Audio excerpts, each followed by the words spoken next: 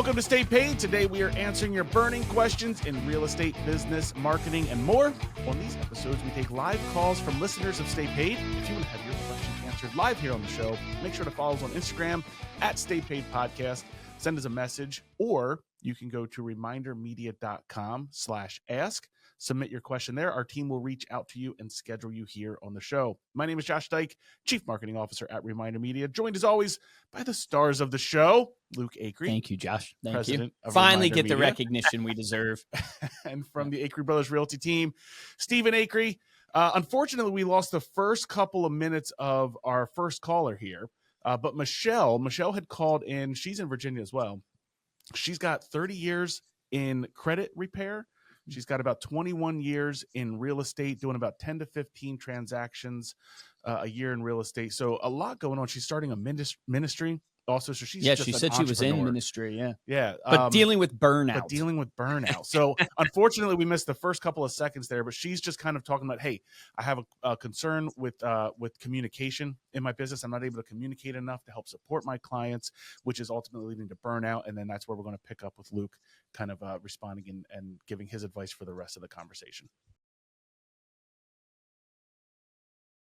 So that makes sense. So you need leverage in your business. I think Dave Ramsey would call this the treadmill stage, right? You're on the treadmill, Yes. if I'm not mistaken, right? So you're the solopreneur, you're the rainmaker, the one bringing in the business. You also have to service the business, and you're trying to scale. And leverage in your business comes from two things, people or systems. Right. So you have people that you can hire to do things for you, or you have systems that you can implement to do things for you. Both of those tend to cost money, which is why. And the people side requires emotional intelligence and leadership skills, which makes it even harder. Exactly. So how much net profit does your business make a year? Because that gives us the idea of, do you have the ability to go hire somebody right now? Are you making a couple $100,000 a year out of your business? Are you making, 100? Like, what does that look like to help give you the right advice? Now, to give the right advice, I would have to say it fluctuates, but I will say on an average, maybe between real estate itself, between 80 to 100. Okay. And credit business, anywhere from 40 to 60. Okay. So on a good year, you're making $160,000. So if you were communicating better inside your business with your clients, would that result in more business for you? Absolutely. How much more do you think? Oh, probably more than half of what I just said, more than probably triple that, because you just answered your question then. Yeah, right. So you're answering your own question, Michelle. You're literally going, which is a great thing, right? Kudos to you. You're making on a good year, 160,000, right? On a poor year, maybe 100. And so then the question to you would be, and this is like all growth, it's like a hockey stick. A lot of times you have to go down before you go up. And so you have to go, will I spend, let's say, hiring an admin? And you could even go virtual assistant, which would be even less than this. But will I hire an admin for $35,000 to $50,000, somewhere in that range, that can help me communicate and service my clients better, to take off those tasks off my plate, so I can go then make that money up by going and generating that. And my quality of life is better. My clients are served better. So it's really taking that leap to go, I'm willing to go hire an assistant, a virtual assistant, someone that can help me do the communication, and I will go down in income. I won't make 160. I'll make 100 if I was looking out at 12 months. But the reality is, you and I both know, you just said you can get half the more business. So you can make up for paying for that admin. But the beautiful thing is, now you've implemented leverage into your business. And then more importantly, your clients are served better, which is the most important thing that helps you build the brand long-term. Steve, you want to share the story of when you hired Kelly, like your first assistant, and what you had to take that leap of faith and what that felt like? So, I mean, hiring any assistant now, is like this, the hockey stick effect that Luke just mentioned, which is, when you get them, you're trying to fill out an organizational chart, right? So you have this vision for the future. Hey, I need a COO. I need a director of ops. I need a director of sales. I need an assistant. And what most entrepreneurs think is that they can just fill the organizational chart, and all of a sudden it's just, that person's going to take off and go, go, go, and they're going to triple my business, like you just said. And in reality, it's a hockey stick effect. You've got to go in, you're going to have more time poured in to them while still keeping these other businesses going for the first 3 months. Because what you have to do is you have to dig in and train them exactly how you would operate the business. And you have to put that into actual systems and SOP that's written out for them that they can actually do day to day. So what I would say, the advice I would give, that's what it looked like for me hiring Kelly, which is like you take a leap of faith. And to be honest, when you don't know what you're doing, the first 3 months are like, what have I done? My income dropped drastically, right? To go, oh my gosh, is this really going to save me time? But what happens is if you do it well, like I said, which is you build out the SOP for that person, and then you're with them, you're in, the war, the battle with them for the first 3 months. And then you start to actually release. Another thing that entrepreneurs do is they don't actually release because they are OCD about their business and they're control freaks. You have to eventually release. And what I would say is, hire slow, fire fast. If, in that 3 month period, they're not going to be able to take it over. Do not spend any time trying to save them. It actually will hurt them in the future. By deliver them out of your business. Yeah, deliver them out. But you have to do it that way. So that's a little bit of advice there. But I would just say be expecting for your money to drop a little bit. Make sure you can do it for the first 3 months. But eventually, if you've done it 3 months and built up the SOP, they will triple your business like you alluded to. The good thing that one of the things you said is the real estate business that you're doing is truly an ancillary. Most people start other companies to where they think it's ancillary to each other. But yours is actually ancillary because you're not doing any additional work to get that real estate client. And the good thing is if it's true that you can triple your business on the credit side, then you should be able to triple your business on the real estate side organically. And so the money, the opportunity cost that you're missing out on that side is also really great. So you hire one admin to take that off your plate to where you can triple your business. You're also going to triple the real estate side. And it seems like the real estate side as well is actually a lot of your profit, that's coming through.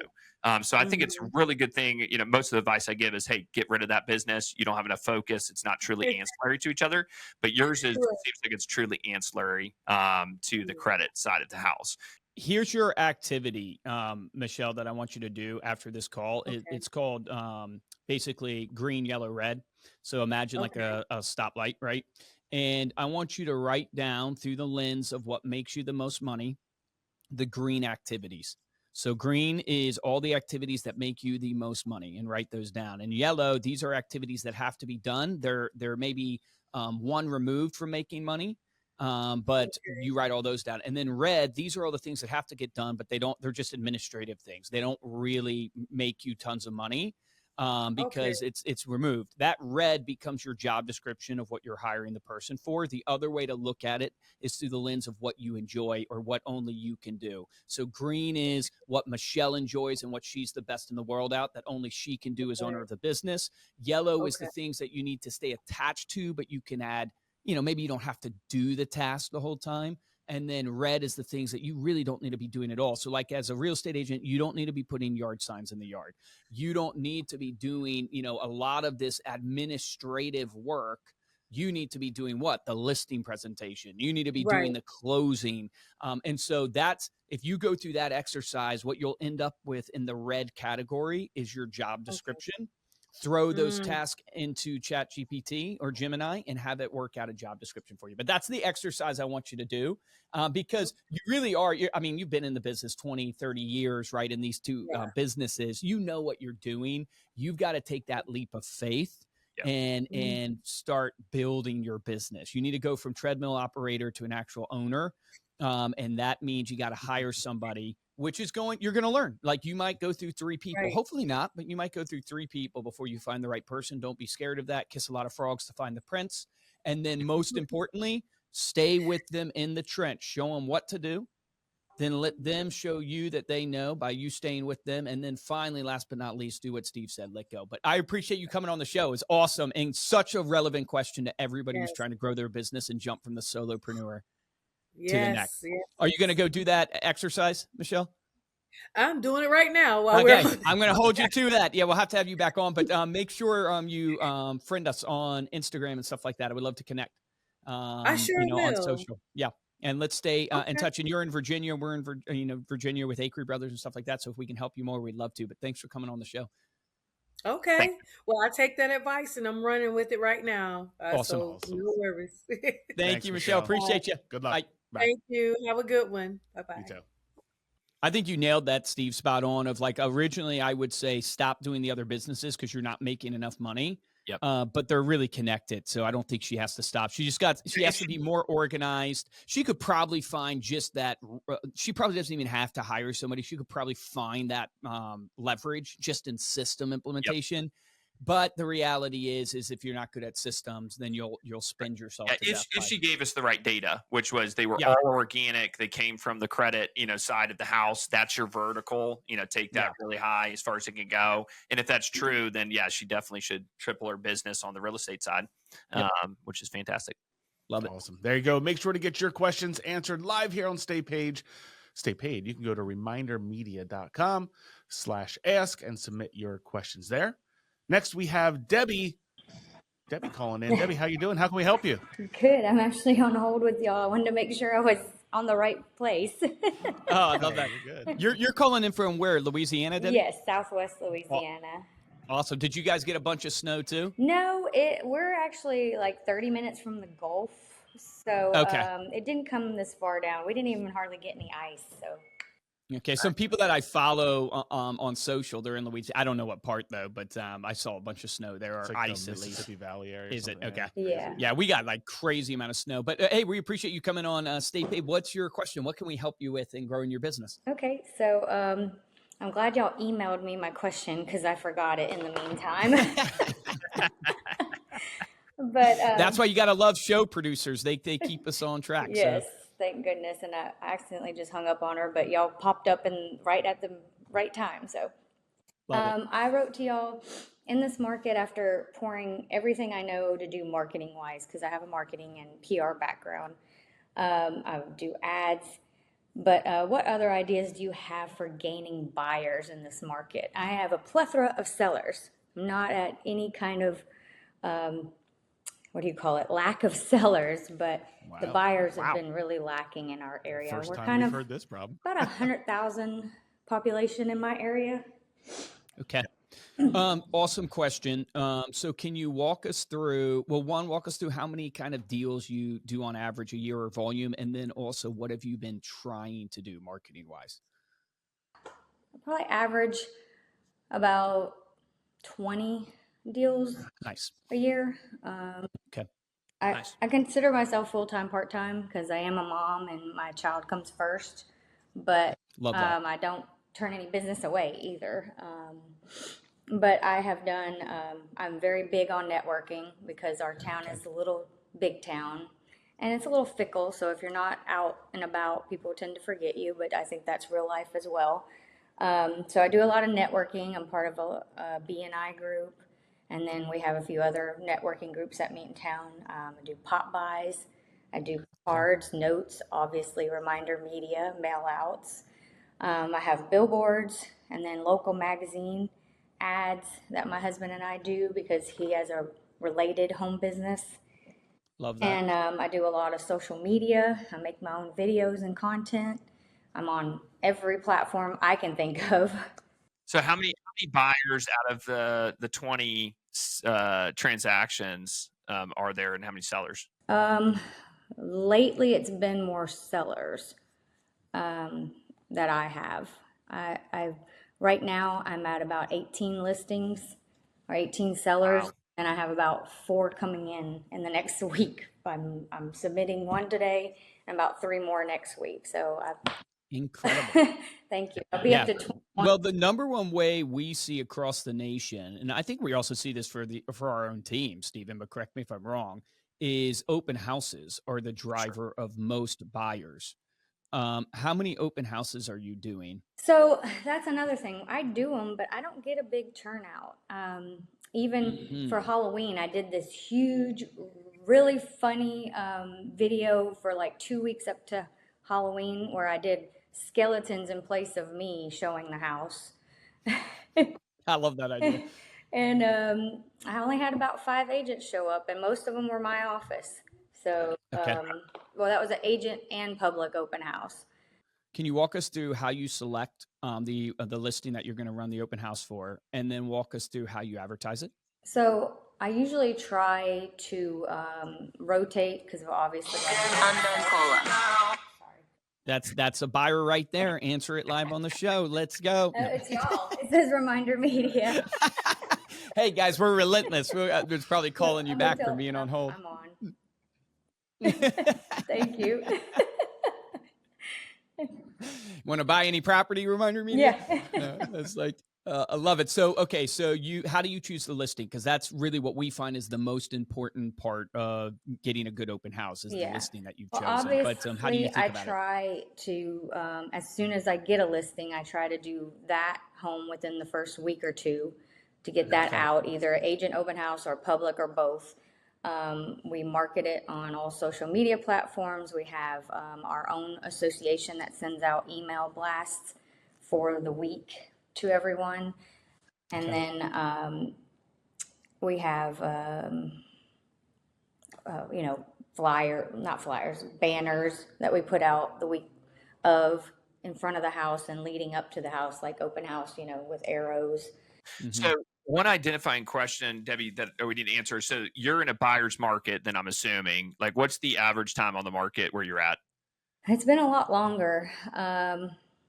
Thankfully, a lot of my sellers have been very loyal, and I do have a wide range of different listings, but we're looking at, a year for some of these listings. Okay. Yeah. So, I mean, that's why, because you're doing a lot of things right for the open house, but don't mistake, you have a marketing background, right? Mm-hmm. But the product is what sells. And so that's what Luke was alluding to on choosing the right open house, because if something is priced correctly or it's priced as a good deal, that coupled with the marketing is what's going to bring clients through. Yeah. It's not just the market. If I overprice a listing and I do the best marketing in the world, I still am not going to have traffic, come through the door.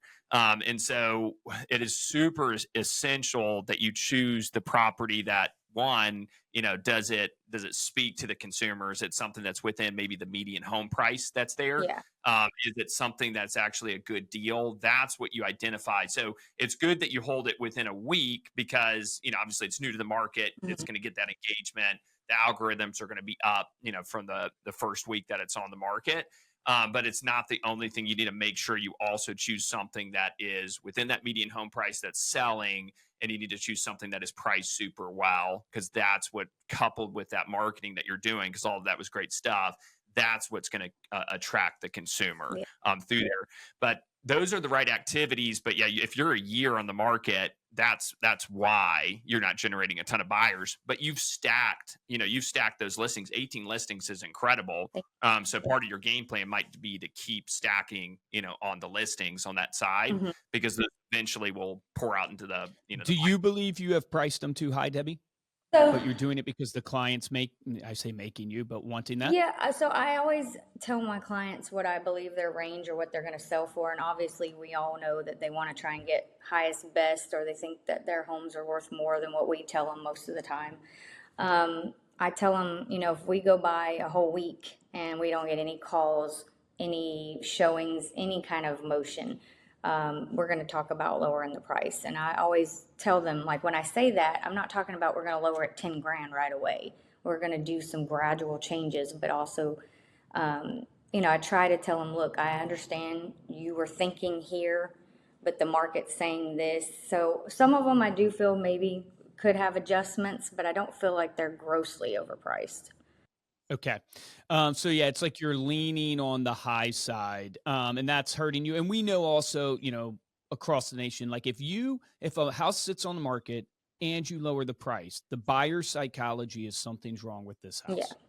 And now you've lost, right? And your job as the real estate agent is to make the person the most money possible.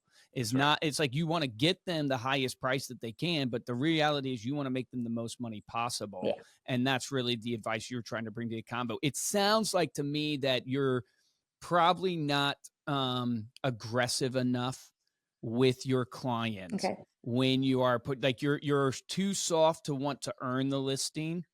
And so you're not having the hard convo up front. Now, I just spoke at a mastermind in California, and the number one team, I believe, in Orange County, Janelle, was there. Shout out to her. I'm going to have her on the show. But she does this really cool thing where, in order to address price, she brings the realtor.com estimate, the Redfin estimate, and the Zillow estimate to all printed out to the actual listing presentation, right, in the appointment. And when she goes to talk about price, what she does is she shows those to the people and goes, which one do you think best represents what your home is worth and why? And she puts it on them first so she can hear what they think before. What the normal real estate agent does is say, hey, your price is worth this. But she showed in an example of one of the listings she had that realtor.com had it for like $300K more than Zillow had it. And she said, so isn't it a massive difference if you knew that the client's been looking at realtor.com versus the client's been looking at Zillow? Yeah. Because she came in and priced it like it was more, actually just a little bit above Zillow, but it was not realtor.com. And she said, imagine if I would have come in and said, I think it was like a $3.5 million listing. Imagine if I would have said 3.5, but realtor.com has it at like 3.9. Does the consumer feel good or bad? But imagine if they were looking at Zillow and Zillow had it priced under 3.5. And if I said 3.5 and Zillow had it at 3.3, they're going to feel great. So you want to get from the consumer what they're thinking and why they think their house is worth that. And then also what you're doing when you show them those prices is what are you doing? No, none of them are the same. Yeah. So you're immediately validating your value to the marketplace. And then you can actually show them obviously comparable listings because that's how we tend to price things, right? It's based upon what's moving in the area. But I think what's happening to you a little bit is that you have to have the harder conversation up front because it's the deal that drives the traffic. Demand drives price. Okay. More demand, higher price for an item. More items, lower, right? Lower demand. The price is going to come down. It's like simple economics of supply and demand. And so the reason why you want to price right is to drive traffic. Like this is a deal that drives demand, that then drives price up in the bidding war and all that stuff. So I think you have to have some harder conversations. I don't know, Steve, if you have other tactics that you've used. No, that's 100% right. And to change kind of your own belief, that's super important in this because you mentioned that they want the highest price, right? Mm-hmm. They want to be at that realtor.com estimate instead of the Zillow estimate, as Luke's example is. But the consumer really wants the highest price possible, and they want to have trust in you that you're actually fighting for that highest price possible. Okay. And so, like, it's not good for a consumer to go on the market at too high of a price where they have a price reduction, because Luke just mentioned it. If you have a price reduction and you've been sitting on the market, that's coupled with a lower price coming in for the purchase, right, from the consumer. And so I just change your belief to go, the consumer is dying for you to actually tell them the truth. But like, you got to believe it.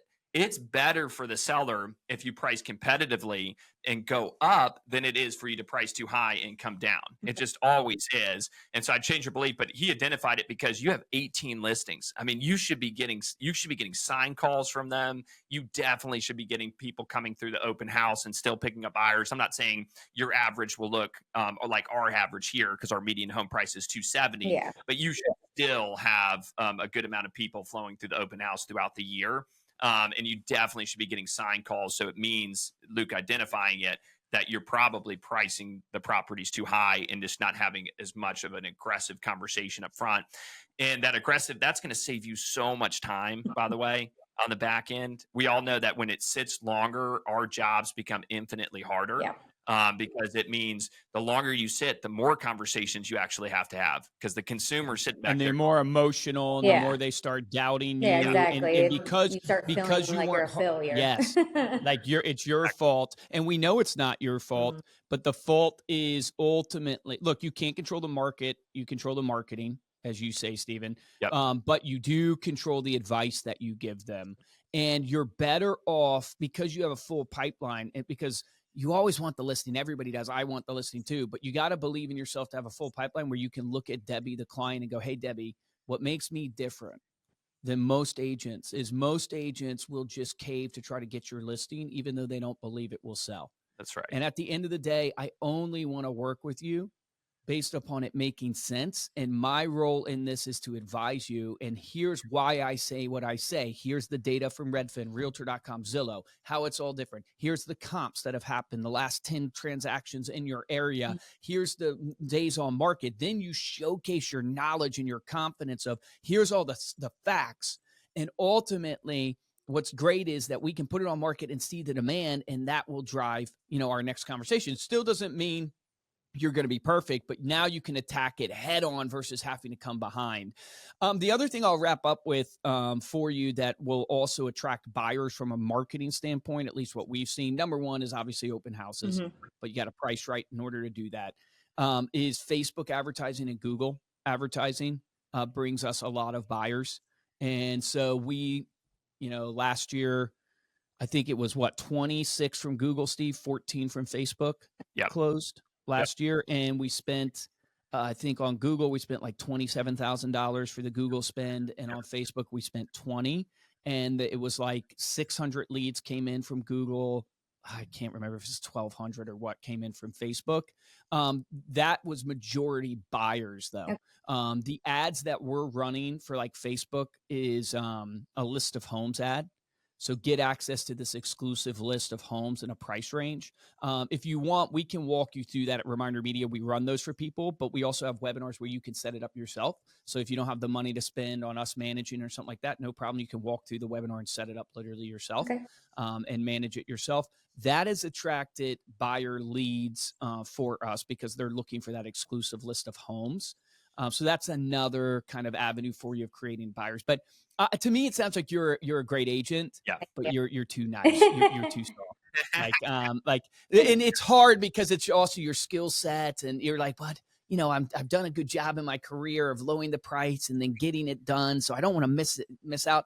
I think you will up your game tremendously if you get a little bit more confident and a little harder towards the seller, but because you have their best interest. And it's going to make your life so much easier. I'm telling you. Yeah. When you have the conversation and set proper expectations, then price reductions do not become a problem. Because it's not like you're going to win every single conversation on price. If the seller still wants to be there, I'm fine with that. But I'm only fine with that if I've had the conversation up front of expectations, right? Because then I can come back and go, hey, it's time. Like, hey, we both agree you're in it to make the most money, right? Yeah. They've agreed. You've got the buy-in. It also proves that you were right in the beginning. So you need to set up the leverage that, hey, I will do this, but you got to prove that you were right in the beginning. Don't do the range is even a soft way to do it.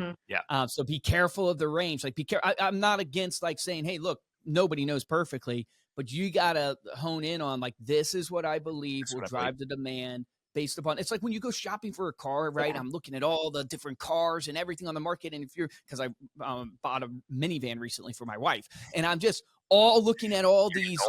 I say for my wife because I don't want to claim I drive a minivan. No, we don't talk about that. Exactly. But I ended up knowing every minivan on the market, right? And you start seeing them selling, and you start getting really confident that look, minivans in this year with these miles, these brands sell for X. This is what they sell for with a little bit of wiggle room. And then you get confidence in what you are presenting and what you're buying and the offer and stuff. And so it's the same for real estate. The market way better than any of your clients that you're talking to. So keep crushing it. I really feel, 18 listings is ridiculous. They're just sitting too long. I'll probably have 21 by next week. Get out of here. Start having, you have a full pipeline, start having those hard conversations. Because you have their best interest in mind. Thank you, Debbie. Really appreciate it. And thank you for being a client too. No problem. Really appreciate you being a client. Connect with us on Instagram. We always want to make sure we're connecting with you guys. And if we can help you more, just chat us. We're more than happy to jump on calls and stuff like that to help you. All right. Appreciate y'all. Awesome. See ya. Debbie. Take care. All right. There you go. You can get your questions answered live on Stay Paid. Go to remindermedia.com/ask. Yeah, you nailed it, Steve. It's that was not a marketing problem. That was a pricing problem. Is what that was. And obviously we don't have all the details of the 18, but anybody who has 18 listings, when she said some were sitting for a year, it's you've priced these for sure. Yeah. And I mean, she's going to generate so many buyers just organically through that conversation. And she probably has, I didn't ask her this, I should have. She probably has has a bunch of listings of people who are like, well, I'll sell if I get this price, kind of the make me move type listing, almost like an off market type listing. And that's not a terrible thing. Because you can market and you can do stuff like that. But when you get up to 18, you're just, it's funny how the conversations go too, because like 18 listings is so incredible. And a normal conversation would be like, I'm kicking ass, 18, listings, but you can tell it's a price problem because it's like, it's an over, haul for her to do 18 listings. And I can imagine work for a year sitting on the market for some of these. That's a lot of work. A lot of work. And then the seller, I mean, I hate to say this to everybody, but guys, they will never take the blame. Yeah. The buyer and the seller will never take the blame. And they shouldn't. And they shouldn't. Exactly. Right. And so that's why it's just so critical to be willing to say no and to also say, hey, this is what it's worth. All right. Next, we have Jocelyn. Jocelyn calling from Nevada. Yes. Welcome. Hi. How are you guys doing today? Doing fantastic. How are you? Pretty good. So, Jocelyn, how can we help you? What's your question? So, my question is in regards to using the right product. So, the right product at the right time. And I always want to know, what is the best product to use? So I'm in Nevada now. I'm building up business in Nevada, in Colorado, but my business started 3 years ago in Wisconsin. And the type of work that I do, I'm a care director. So I direct care for persons inside of their home for respite care. So they have, developmental delays, special needs, elderly, people who need assistance caring for their loved one. And we also provide daily skills training. And so I always want to know, is it better to send them a magazine, to send them something digital? Which magazine, which compilation of magazines should I use? And I don't know. I have a little bit of history with the company. So I'm like, what works? And am I using the right product for the right goal or even?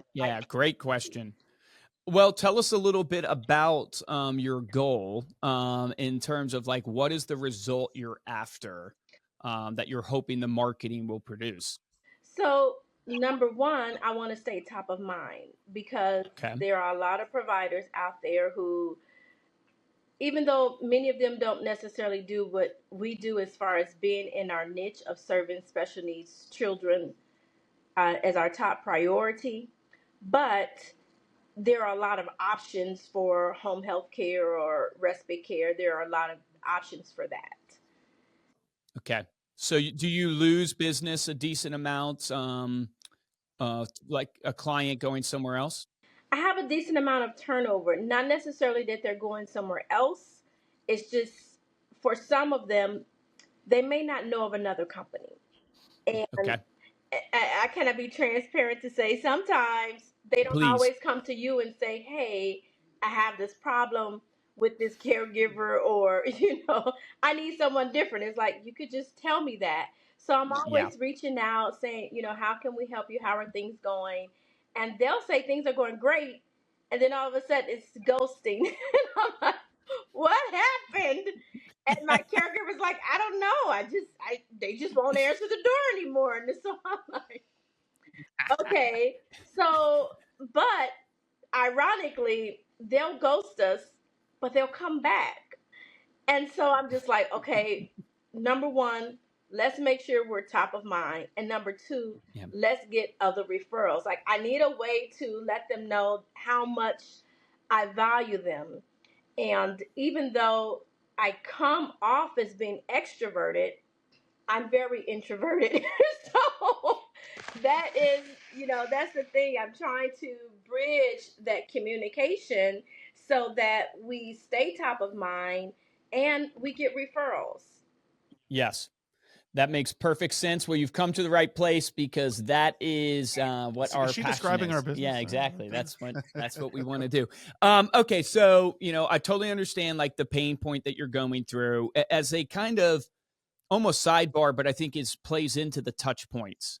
Is I would encourage you in your onboarding process, you need to get a system that you have, whether you call it a survey that happens at 30 days, 90 days. You need something that you can do where you ask them questions or get them to fill out questions that in the answering of those questions, you actually get their real feelings. And because if you call somebody and put them on the spot, it's the classic, you walk into a retail store, can I help you with something? And they say no. It's like, well, you walked into the store. Of course you need something. Yes. And so when you're calling and saying, Steven, how's Josh doing? He doesn't want to be rude. Oh yeah, doing great. But they're never going to tell you the truth. So you need to develop, and you could use AI to do this, Jocelyn, where you go and say, you need to develop 3 to 5 questions that you can ask the people 30 days in, 60 days in, whatever you believe is the appropriate time frame. And then now you have those answers from every one of your clients, which gives you a benchmark. And now you can have benchmark scoring, and you can start seeing that the clients who left scored at X point when we surveyed them in 30, 60 days. And that will give you that will start identifying for you data wise. Oh, wow, at 30 days, if they grade us 7 or less, or hey, at 30 days, if they answer, this question this way, they're actually at risk. Yeah. And so that's what, I think what's missing in your process is you need a data benchmark that will help you identify if somebody's actually unhappy. And by the way, one of those questions should be, would you refer us out? One of those questions should be, would you refer us out?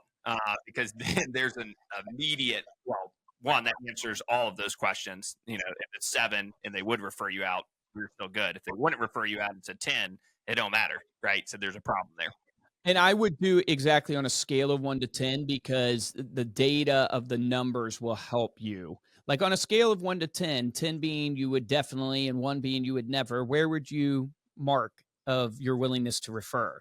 So now you actually get some nuance in the numbers, knowing that most people always drift to the middle. That's just how human beings naturally are.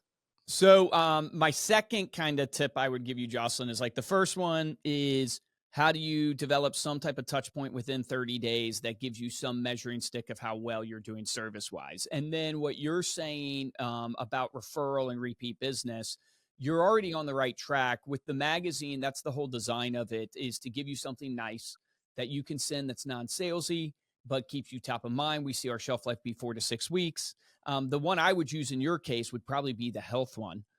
So start healthy. Yeah. Cause it ties in health and, wealth, and you're caring about their health. It's just a reminder of the value that you bring to the relationship and trying to add on more value. It fits in brand wise.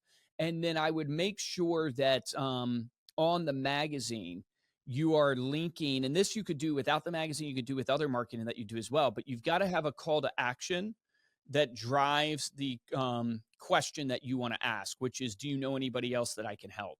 And so on the front cover, I would put a referral call to action on the front cover of how you're looking to help more people. If they knew of anybody, scan this QR code, and that can link to a landing page, which we can provide for you, which they can enter in whoever they want, and that would be a lead right to you.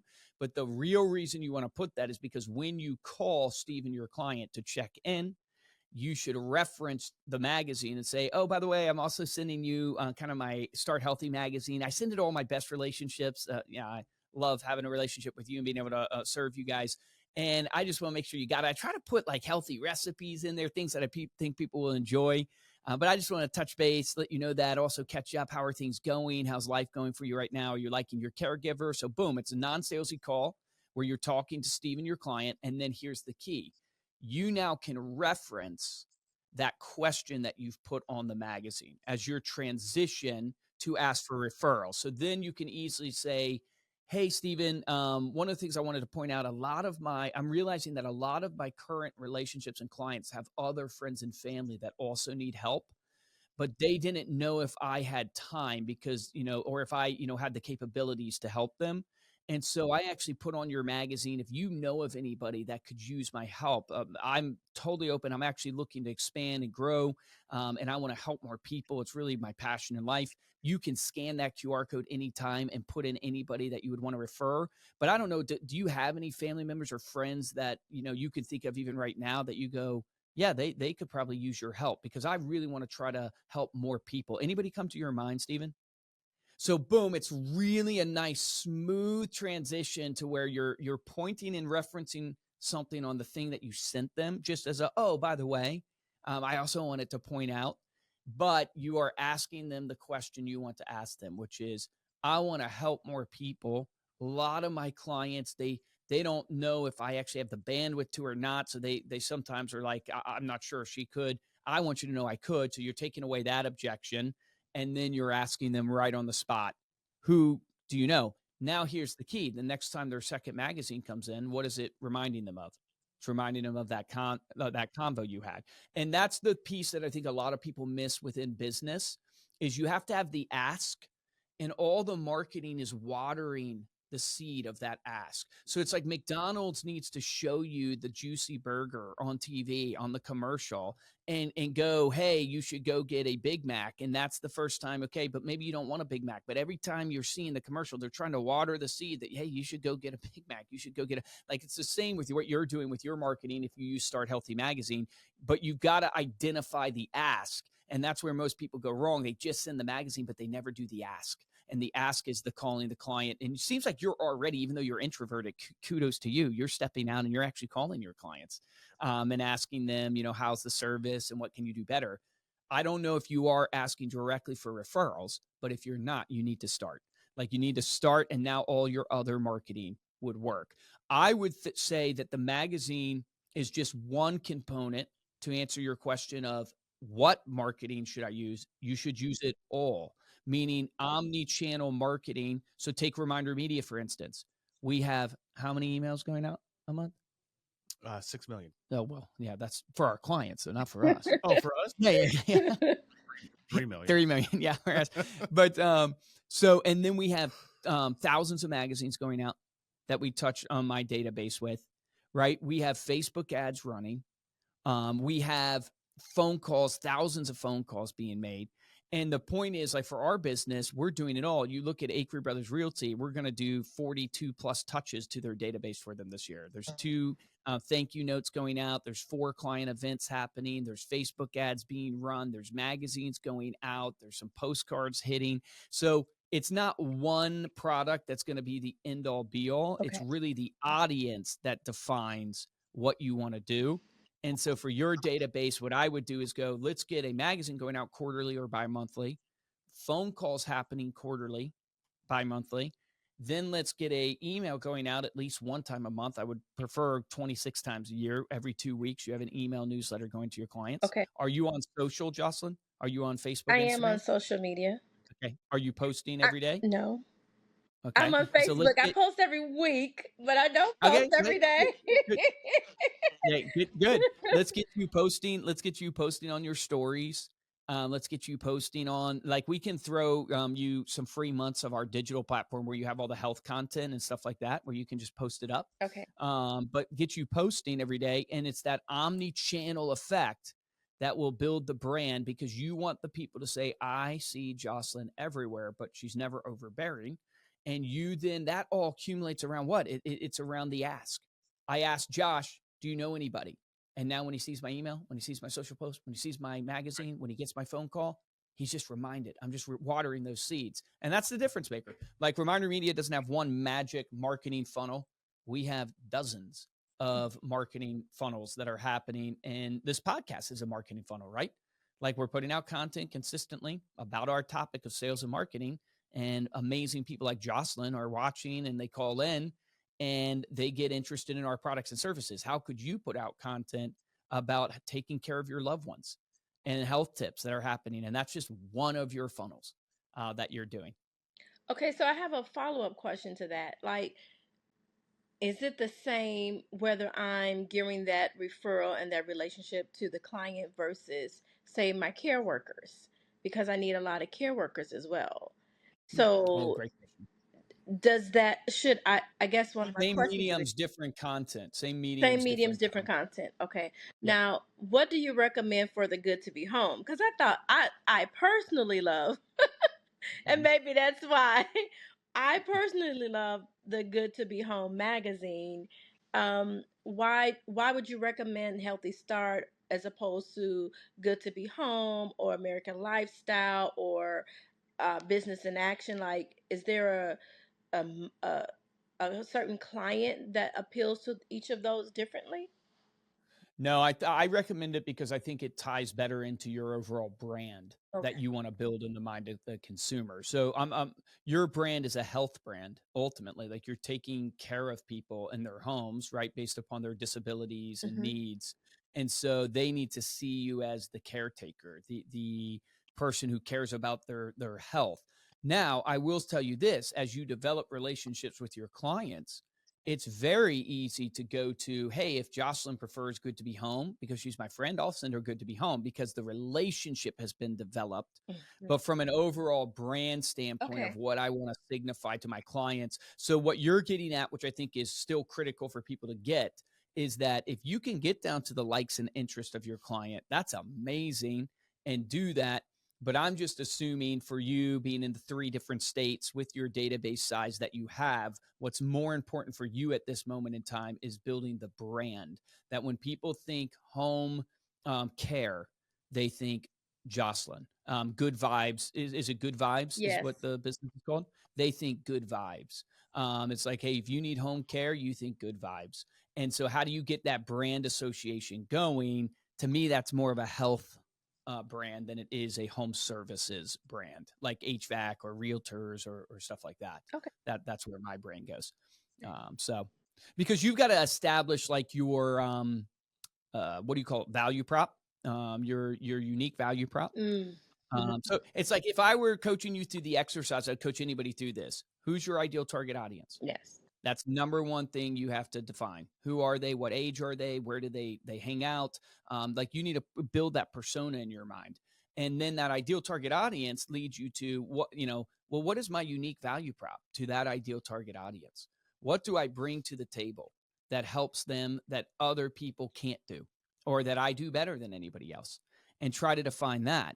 And then when you get that, then that turns into, well, how do I share that unique value prop with my ideal target audience? And that comes down to messaging. So you take your ideal target, your value prop, and you could throw it into AI, right? And say, take on the role of an expert marketer and break this value prop down into messaging that I can share on what?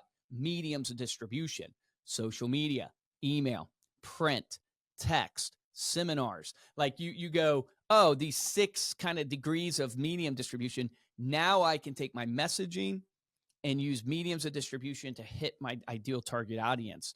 And then the most important thing that brings it all together, because that gets you visibility, but what you really want is credibility, right? So you got visibility happening because you're hitting your ideal target audience on all these different mediums, but you need credibility, and credibility comes from the impact of your content.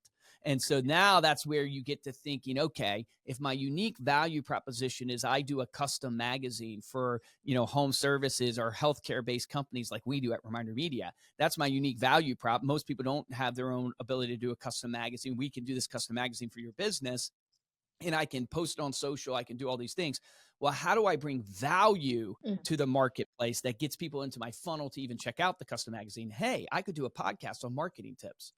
I could do marketing tips and things around coaching, around marketing, and that gets people into my funnel. And then they want to check out what Luke Acree does. And then they see he has a custom magazine. So translate that to you. Hey, I could do tips on how to help take care of your son with disabilities or your child with disabilities. I could do tips on, the things you need to prepare for if you need at-home care. I could do content and tips out there to the marketplace, and I could post those on social, send those through email, all these different mediums. That's kind of the key. Does that make sense what I'm saying? Kind of that breakdown? Yes, I understand it better now, because that was part of my question was, what do I use and how do I use it? So yes. So awesome. So I love your business, by the way. Thank you for doing that. We need more people doing that. I know that's a need, because we work with a lot of assistant living companies and stuff like that. And so I know there's a big need out there. So thank you for doing that. And then I would just encourage you, develop your core audience. Seems like you have it. Develop your unique value proposition. We can obviously start you with this Start Healthy, but you need to get your cadence of touch. Okay. Like your big takeaway, Jocelyn, is how do I get my cadence of touch? Luke wants me minimum 26 touches a year to each client in my database. So 6 of those can be a magazine, 4 of those can be a phone call, 12 of those can be an email. Right? And now you're already at 22 touches there, and you just need 4 more touches. Oh, look at that. Love it. This is my son. So he's like, look, get me on camera. Yeah, love it. What's up, brother? I'm not going to let you go until you put me in. Yeah, love it. This is my why. That's your why. That's what I'm telling you. There you go. You already have the most important thing. But that's your goal, Jocelyn, is like, this is a lot of info I'm throwing at you, but your goal is step away and go, Luke Acree has told me if I have my ideal target audience that I'm trying to reach, I need to develop my cadence of hitting them. And my cadence of hitting them, I should try to get 26 touches over the course of a year going to my database. And then from there, that's when you start picking, well, I could do a magazine 6 times a year. I could do an email once a month. I could do a phone call to everybody in my database once a quarter. And I could post on social media every week. And now all of a sudden you have a cadence happening. And now we can start refining your messaging within your cadence. Sounds great. Thank you, guys. Love it. Thank you, Jocelyn. All right, Jocelyn, go crush it. Love it and love the why. Thanks for coming on. What's his name? Donovan. Donovan, thanks for coming on Stay Paid, Donovan. You got a great mom. That was amazing. Yeah, that was so good. Love her. And that is the hardest part, I think, for business owners, is you think there is a thing you should be doing and you're searching for it like a diamond or a needle in a haystack. And that's actually not true. There's not just one thing you should be doing. It's like a system of things. Yeah, it's a system of things, but the principle is truly, who am I trying to reach? Where do those people spend their time? And how can I get my unique value proposition up in front of those people in as many ways as possible to get them to know, like, and trust me? Like, that is ultimately the name of the game. And when you look at it that way, it frees you, because you can do a client event. You could do an email. You could do a text message, and none of those things are wrong. None of those things will be magical, but none of them are wrong. But it's in the lane of the brick every day where you have a cadence going. That's where winners win. And this is what we see in top producers on this show. They just do the activity. They just constantly take action with those activities. And that's what creates, greatness from them. Love it. Well said. Thank you so much to everybody who called in, and thank you all to listening. If you like this episode and want to show your support, head on over to youtube.com/remindermedia. Make sure you're subscribed to the channel. Give this video a thumbs up. Make sure to follow us on Instagram. We are at Stay Paid Podcast. Luke is at Luke Acree. Steven is at Steven_Acree. For this episode of Stay Paid, I'm Joshua Syke. Guys, and I'm Luke Acree. Hey, you heard me say it already. Difference between top producers and mediocre producers is top producers take action. You probably heard something today that resonated with you from one of these people's questions. The question is, will you actually implement it? So go take action on that today.